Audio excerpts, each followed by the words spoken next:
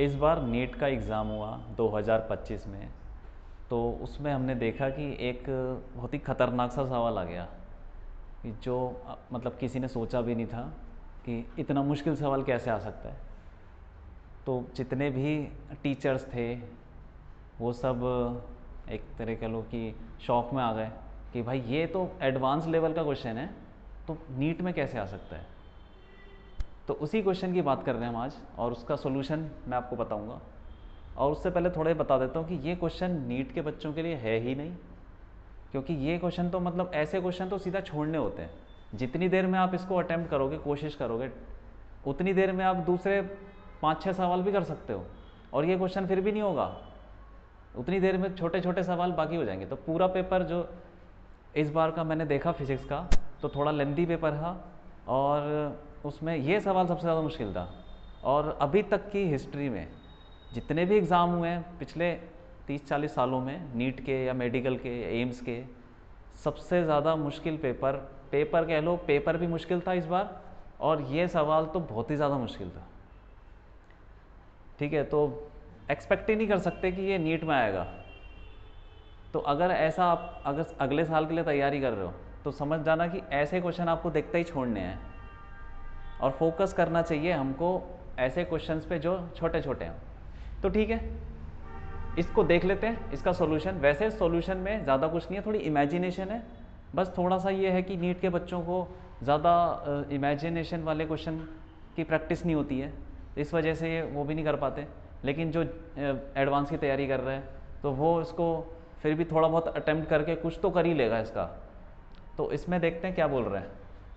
बोल रहे हैं एक वाटर टैंक है, और इसमें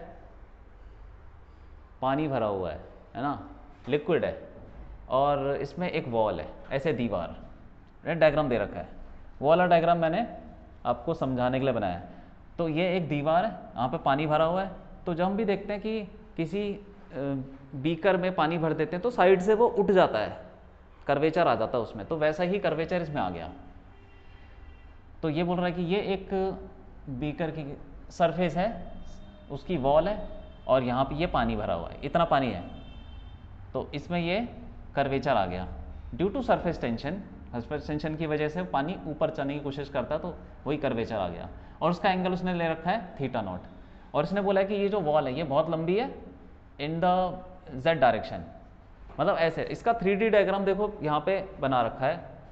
इसमें क्या है, ये है वो वॉल, ये वाली, जो कि z डायरेक्शन में ऐसे बहुत लंबी है।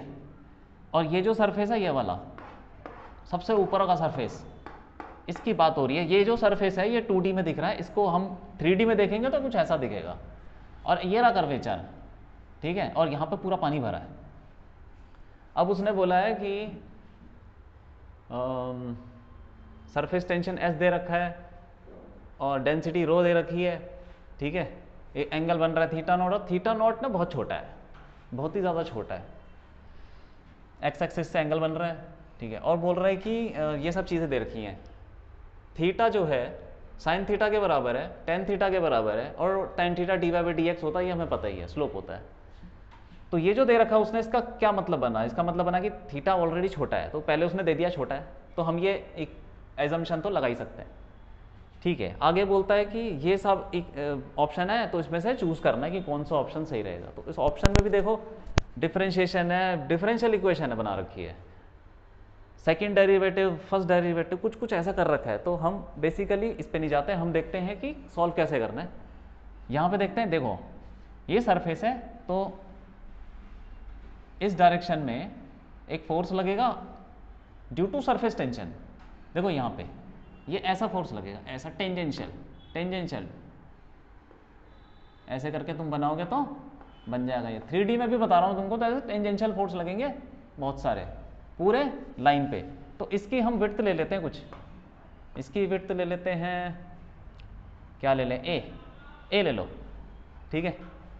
तो ऐसे करके फोर्स लगेगा इस पे टेंजेंशियल डायरेक्शन में, ये ठीक है। और एक फोर्स यहां भी लगेगा।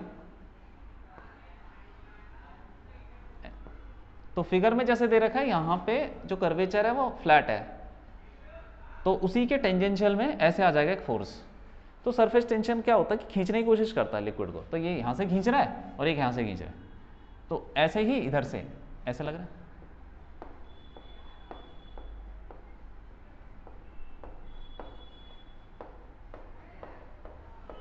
ये हो गया, तो पूरे लेंथ पे तो एक फोर्स लग रहा होगा ऐसे, और इस तरफ भी लेंथ में फोर्स लग रहा होगा। अब हम क्या करेंगे, फोर्स को बैलेंस करेंगे, मतलब कुल मिला के इक्विलिब्रियम में तो नेट फोर्स जीरो होना चाहिए। तो यहाँ पे फोर्स क्या लगेगा, फोर्स होता है हमें पता है surface tension is equal to force per unit length, तो फोर्स हो जाएगा सरफेस टेंशन इनटू लेंथ। तो लेंथ तो हमने ले रखी है इसकी ए ले रखी है इनटू द प्लेन, तो ये फोर्स हो जाएगा एस, सरफेस टेंशन एस है इनटू ए, ये हो गया सिंपली सरफेस टेंशन इनटू ए, और ये भी हो जाएगा सरफेस टेंशन इनटू ए। ये दोनों फोर्स हो गए, लेकिन की डायरेक्शन थोड़ी अलग है, तो इनको इसके कंपोनेंट बना लेते हैं। एक कंपोनेंट इधर आएगा S A cos theta naught, और एक ऊपर आ जाएगा S A sine theta naught. Theta naught ले लो चाहे थीटा ले लो, थीटा ले लेते हैं, ठीक है। हम तो कहीं भी ले सकते हैं, वैसे तो ये हम कहीं भी बना सकते हैं, चलो थीटा ही वेरिएबल ले लेते हैं, बाद में थीटा नॉट रख देंगे जरूरत पड़ेगी तो, ये थीटा ही ले लो। अब ये ऐसे कॉस थीटा ऐसे साइन थीटा, इसके कोऑर्डिनेट्स भी कुछ ले लेते हैं हम, ये कॉमा एक्स कॉमा वाई, ऐसे ही कुछ रैंडम कोऑर्डिनेट्स, ठीक है। और क्योंकि थीटा बहुत छोटा है तो इसके कोऑर्डिनेट्स भी क्या हो जाएंगे, ऑलमोस्ट इसका भी वाई उतना ही हो जाएगा जितना इसका, और एक्स 0 है तो 0 कॉमा वाई, ऑलमोस्ट बोल सकते हैं। चलो इस एजम्पशन को बाद में ले लेंगे। इसके कोऑर्डिनेट्स एक्स कॉमा वाई हो गया। अब क्या करें, अब ये जो वर्टिकल डायरेक्शन में फोर्सेस लग रहे हैं उसको बैलेंस कर लेते हैं, हो जाएगा। तो वर्टिकल डायरेक्शन में एक ही फोर्स लग रहा है, ऐसे sine theta, S A sine theta, ठीक है। और वो किसके बराबर होगा, और इसके वेट के बराबर होना चाहिए। नीचे लग रहा है mg, क्योंकि जो ऊपर फोर्स लग रहा है वही नीचे फोर्स लग रहा है, तो उसको हम बोल सकते हैं कि नीचे वेट लग रहा है, ऊपर सरफेस टेंशन का फोर्स है, तो दोनों बराबर होने चाहिए। mg इसका मास, ये जो लिक्विड है इसका मास, ये वाला जो लिक्विड है पूरा भरा पड़ा है, ठीक है। तो S A sine theta is equal to mass क्या होगा इसका, ये ऑलमोस्ट एक समझ लो कि वैसे तो कर्वेचर है लेकिन ये ऑलमोस्ट एक सीधी लाइन ही है, तो इसकी हाइट क्या हो जाएगी, इसकी हाइट हो जाएगी y, इसकी ये हाइट हो जाएगी y, और इसकी जो लेंथ है ये कितनी हो जाएगी, ये वाली, ये x है, एक्स वाई, और अंदर की तरफ कितना है ए, एक्स वाई ए, ये तो वॉल्यूम हो गया, इनटू डेंसिटी कर देंगे, डेंसिटी रो दे रखी है, दूसरा जी हो गया, तो ऐसे साइन थीटा एक्स वाई ए रो जी, ये हो गया फोर्स बैलेंस। अब यहीं से हमको ये कुछ कुछ निकालना है, ठीक है।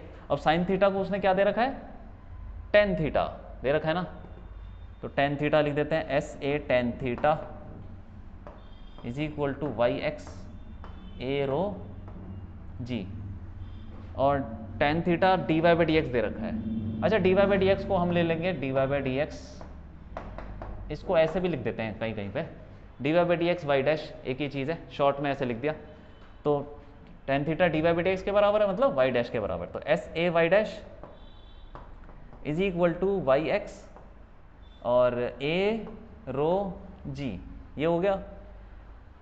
अब यहाँ से क्या ऐसी कोई इक्वेशन है, नहीं है, d y by d x की एक ही इक्वेशन है जिसमें कि हमारा एक्स वाई आ रहा है और वो सब आ रहा है, तो हमको थोड़ा और सॉल्व करना पड़ेगा, हो सकता है d two y by d x square वाला हो कुछ, तो इसको एक बार और डिफरेंशिएट कर देते हैं, एक बार और डिफरेंशिएट कर दो, क्या हो जाएगा, एस ए, ये तो कांस्टेंट है, ये हो जाएगा y double dash, y dash का एक पहले फर्स्ट डेरिवेटिव का सेकंड डेरिवेटिव हो गया, इज इक्वल टू, इसमें प्रोडक्ट रूल लगेगा, ये ए रो जी, और प्रोडक्ट रूल लगा लेते हैं, x y dash plus y, बस ये प्रोडक्ट रूल बोलता है कि एक को ऐसे ही रखो, दूसरे का डिफरेंशिएशन, दूसरे प्लस दूसरे को ऐसे रखो, पहले का डिफरेंशिएशन, तो वो लगा लिया हमने।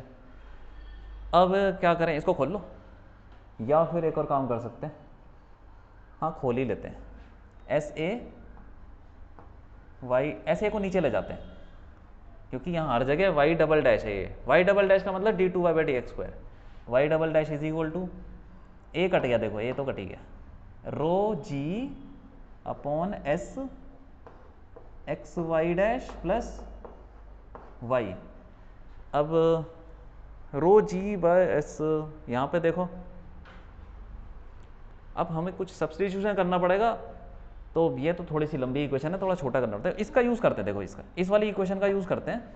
यहाँ से ना हम वाई डैश या कुछ और निकालते हैं, क्या निकालें हम, यहाँ से निकालते हैं एक्स ए रो जी, इसको खोल के देख लो यार, ए तो यहीं से भी कट गया, ठीक है। तो फिर अच्छा इस इक्वेशन से क्या आएगा हमारे पास, यह आ सकता है रो जी एक्स अपॉन, ऐसे बोल सकते हैं इसको, rho g x is equal to s y dash upon क्या ये वाई, ऐसा लिख सकते हैं। देखो ये rho g x is equal to s y dash upon y, rho g x आ गया, इसको उठा के इसमें डाल देंगे, रो जी, इसको खोल लो यार पहले, rho g upon s x y dash plus rho g upon s y. अब रो जी एक्स की वैल्यू कितनी है, s y dash upon y, तो डाल लेते हैं इसको भी, वाई डैश आ जाएगा, रो जी एक्स की जगह हम डाल देंगे S y dash by y, S y dash by y, और साथ में वाई डैश एक और है, और नीचे एस भी है, ठीक है, और plus rho g y upon S. तो देखो एस कट गया, यहाँ पे कुछ आ गया, क्या आ गया, वाई डैश का square upon y plus rho g y by S, ठीक है। अब देखो यहाँ से ध्यान से कि वाई डैश ना हमको दे रखा है कि जो थीटा है वो बहुत छोटा है, तो ये सब छोटा ही तो है, theta tan theta sine theta सब छोटा है, तो वाई डैश भी छोटा ही होगा। अब वाई डैश अगर छोटा है, वाई डैश इज बहुत छोटा, जब थीटा बहुत छोटा तो वाई डैश भी बहुत छोटा है वन से, तो वाई वन से बहुत छोटा है, तो पॉइंट पे मान लो 0.0102 ऐसा कुछ होगा, तो उसका स्क्वायर भी तो बहुत छोटा होगा, और उसका स्क्वायर तो और भी छोटा हो जाएगा। जब वाई डैश ही छोटा तो उसको स्क्वायर और छोटा, स्क्वायर छोटा है तो हम इसको लगभग नेग्लेक्ट ही कर देंगे, अप्रोक्सीमेशन है ये, ठीक है। तो वाई डैश क्या आ जाएगा हमारे पास, वाई डैश आ गया हमारे पास, देखो फाइनली आ गया rho g y upon S. तो वाई डैश को ऐसे लिखते हैं d two y by d x square is equal to rho g y by S. तो कौन सा ऑप्शन हो जाएगा हमारा, सेकंड हो गया।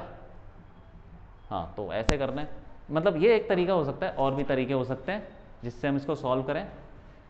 तो बेसिकली मैंने आपको हर स्टेप बताया, बहुत जल्दीबाजी में नहीं बताया, क्योंकि मैं चाहता हूँ कि ये सारे बच्चे देखें जो एडवांस की तैयारी भी कर रहा है, जो मेंस की तैयारी कर, मतलब सारे बच्चे, ताकि इसकी बारीकियाँ आपको समझ में आए कि फोर्स कैसे लगाना है और अप्रॉक्सीमेशन कैसे लेना है। तो एक्चुअली ये नीट के बच्चों के लिए तो है ही नहीं, और ऐसा कुछ सवाल आपको देखते ही छोड़ना है, क्योंकि यही इतना टाइम ले लेगा तो क्या करोगे आप, और इसका कोई शॉर्टकट भी ऐसा कुछ है नहीं। जैसे आपको इंटरनेट पे दिख जाएंगे कि 1 मिनट में सॉल्व कर दिया, आधे मिनट में कर दिया, अरे ज़बरदस्ती वाली बात है। जब उसी टीचर को तुम दोगे ऑन द स्पॉट क्वेश्चन, तब देखो आधे मिनट में होता है कि नहीं होता। आधे मिनट में तब कर रहा है ना जब उसके पास पेपर आ गया, उसके बाद 2 घंटे उसने लगाए उसमें, फिर उसके बाद शाम को आके बोल रहे कि मेरे से हो गया 1 मिनट में, तो ऐसा नहीं होता। तो इसमें टाइम लगता है, इतने सारे टीचर हैं, उन टीचरों से भी टाइम ही लगेगा। तो मैंने भी जब किया था तो मेरे को भी लग गया था 10-15 मिनट ये अप्रॉक्सीमेशन लगाने में, तो ऐसा हो जाता है। और ये क्वेश्चन करने लायक है नहीं, तो उसको आपको ऐसे ही छोड़ना है, तो कोई बात नहीं। तो मेरा काम था कि इस क्वेश्चन को डिस्कस करना, मैं सोच रहा था कि आपसे डिस्कस कर लूँ कि किस तरीके से ऐसे क्वेश्चन किए जाते हैं। तो ठीक है, हो गया क्वेश्चन।